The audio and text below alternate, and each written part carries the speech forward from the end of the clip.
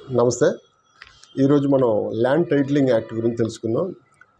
సాధారణంగా land disputes సంబంధించి టైటిల్కి సంబంధించి అట్లాగే ఇంకేమైనా ల్యాండ్కి సంబంధించి మేజర్ ఇష్యూస్ అన్నీ కూడా కోర్ట్సే పరిష్కరించాలి.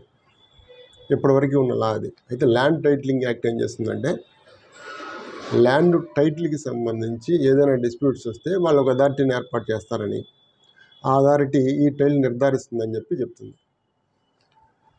ఈ ల్యాండ్ టైటిలింగ్ యాక్ట్ 2022 అమల్లోకి రావడానికి వారు చేస్తున్న ప్రధానమైన విషయాలు ఏమిటంటే 2 విషయాలు ఉన్నాయి దీంట్లో.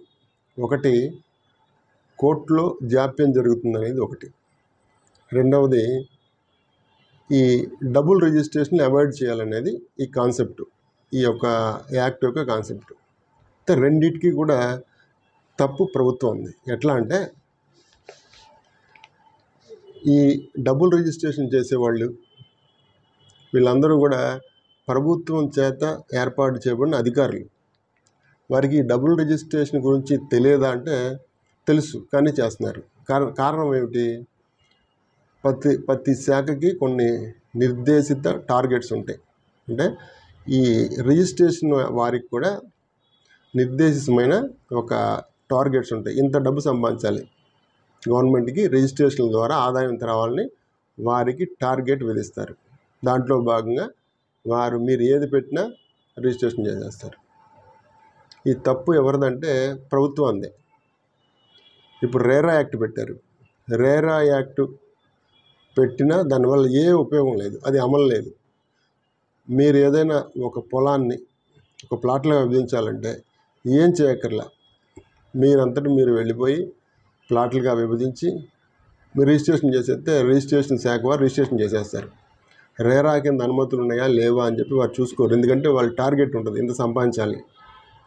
ఈ శాఖ సంవత్సరానికి నెలకు టార్గెట్ పెడతారు, అది సంపాదించాలి. కాబట్టి తప్పు చేసేది ప్రభుత్వం చేత నియమించబడిన అధికారులు. ఆ తప్పుని సరిదిద్దుకోవడానికి కోర్టులకు వస్తున్నారు. అలాగే సరిపోయేనన్ని కోర్టులు లేవు. ఒక కోర్టు, 2 కోర్టులు, 3 కోర్టులు పని చేపిస్తున్నారు ఒక కోర్టుతో. తర్వాత ఈ నెపాన్ని ప్రభుత్వం చేసే ఈ తప్పుని సరిదిద్దుకోకుండా కోర్టు పైన దోసేస్తున్నారు. కాబట్టి డబుల్ రిజిస్ట్రేషన్ జరిగితే అది కోర్టుకో లేకపోతే ఇంకొకరికో సంబంధించింది కాదు, అది అధికారులు చేసిన తప్పిదం. వారికి తెలిసి కూడా చేస్తున్నారు. అయితే ఇంకొకటి ఏంటంటే దీంట్లో ఈ ఐఏఎస్ అధికారులు లేకపోతే ఎవరినో అధికారులని టైటిల్ నిర్ధారిస్తాకి పెడతారు. వారు చదువుకు వచ్చేది అడ్మినిస్ట్రేషన్ వరకే తెచ్చుకుంటారు. వాళ్ళు ఎడ్యుడికేట్ చేయడం అనేది వారికి నేర్పించరు. ఎడ్యుడికేట్ చేయాలంటే లా చదివి ఉండాలి, దాంట్లో నిష్ణాతులు అయి ఉండాలి. అప్పుడు మాత్రమే ఏదైనా ఒక డిస్ప్యూట్ వస్తే ఎడ్యుడికేట్ చేయగలుగుతారు. అడ్మినిస్ట్రేటివ్ ఆఫీసర్ని పెడితే వారు ఎవరి కింద పనిచేస్తారంటే గవర్నమెంట్ కిందే పనిచేస్తారు.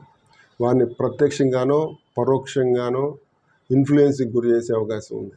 కాబట్టి అది నిష్పాక్షికంగా జరుగుతుందని చెప్పలేం. కాబట్టి దాని మీద వారు నిర్ధారించిన తర్వాత దాని మీద ఏమైనా డిస్ప్యూట్స్ ఉంటే మళ్ళీ కోర్టుకు రావాల్సిందే.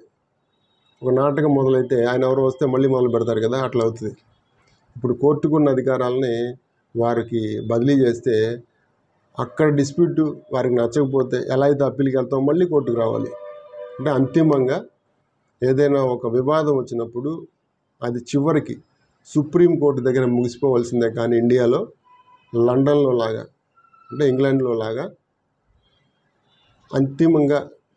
అంతిమంగా తీర్పు ఇచ్చేది పార్లమెంట్ కాదు.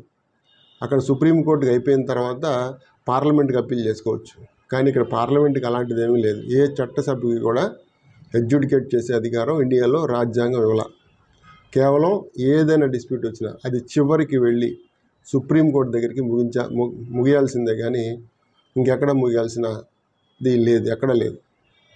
కాబట్టి ఈ ల్యాండ్ టైటిలింగ్ యాక్ట్ అనేది ప్రజలకి ఏమాత్రం ఆమోదయోగం కాదు, ఉపయోగకరం అంతకన్నా కాదు. అలాగే గతంలో ల్యాండ్ గ్రాబింగ్ యాక్ట్ పెట్టారు. ఇలాగే ఆర్డీఓ కోర్టులు ఏర్పాటు చేసి పెడితే వాళ్ళు నడపలేక అక్కడికి ఎవరో వెళ్ళక వారికి చేతగాక మళ్ళీ తీసుకొచ్చి 2019లో ల్యాండ్ గ్రాబింగ్ యాక్ట్కి సంబంధించి అన్ని అధికారులు జిల్లా కోర్టుకి ఇచ్చేశారు. ఆ ల్యాండ్ గ్రాబింగ్ యాక్ట్ ప్రకారం వారు నిర్ధారించవలసిన 3 అధికారులు అది పెద్ద తతంగా నడిచింది. దాన్ని ఏ ఉపయోగం లేదు. చాలా కాలం 20 సంవత్సరాలు నడిచినా కూడా ఆ కోర్టుకి వెళ్ళింది లేదు, వారు ఏం చేసింది లేదు. చివరికి తీసుకొచ్చి ల్యాండ్ గ్రాబింగ్ కోర్టుకి డిస్ట్రిక్ట్ కోర్టుకి ఇస్తూ బదిలీ చేస్తూ మళ్ళీ ఒక జీవో ఇచ్చారు. ఇది కూడా అంతే జరుగుతుంది. ఈ మధ్యలో ఏం జరుగుతుంది, ఈ నిర్ధారించే ఒక అధికారులు పెడతాం, తర్వాత అధికారులు ఎవరో ఇంతవరకు నిర్ధారించాల, నాకు తెలిసినంతవరకు నోటిఫై చేయాల అధికారులు ఎవరనేది. ఇప్పుడు టైటిల్ డిస్ప్యూట్ వస్తే ఎక్కడ వేయాలి, కోర్టులో వేస్తే తీసుకోవటం లేదు, ఎక్కడ వేయాలి, ఇవన్నీ కూడా డిస్టర్బెన్స్గా ఉన్నాయి. తర్వాత ల్యాండ్ టైటిలింగ్ యాక్ట్లో విపులంగా మొత్తం సెక్షన్ వైజ్ తర్వాత వీడియో పెడతాను. స్థూలంగా అయితే ల్యాండ్ టైటిలింగ్ యాక్ట్ అనేది కోర్టు నుంచి అధికారాలు తీసుకోవడం అనేది, అది టైటిల్ విషయంలో తీసుకోవడం అనేది అస్సలు సమర్థనీయం కాదు.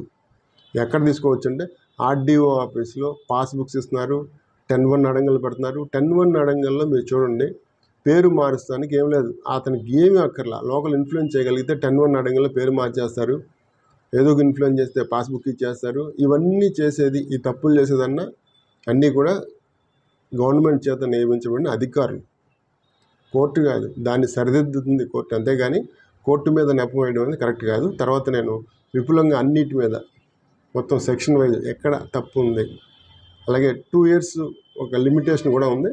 అది చాలా అందరికీ కూడా ఉపయోగం లేనిది, తర్వాత ఇబ్బంది కలిగించేది. దాని మీద కూడా స్పష్టమైన వీడియో చేస్తా చూడండి.